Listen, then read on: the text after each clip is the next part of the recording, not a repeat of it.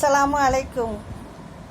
நன்மையோ தீமையோ அவரவர் செய்யும் செயல்களுக்கு உண்மையான பலனை இன்று இல்லை என்றாலும் என்றாவது ஒரு நாள் நிச்சயம் அனுபவித்தே ஆக வேண்டும்.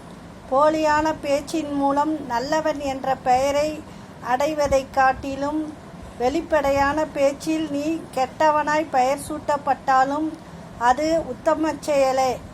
அடுத்த நிமிடத்தை கூட நாம் ஆள முடியாதென்பதை நிஜம்.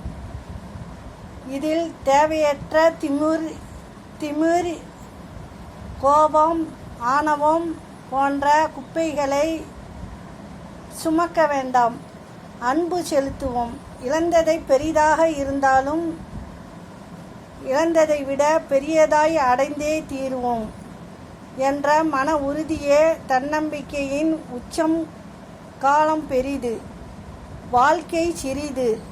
வாழும் வரை எல்லோரிடம் அன்பாய் இருப்போம். அஸ்ஸலாமு அலைக்கும்.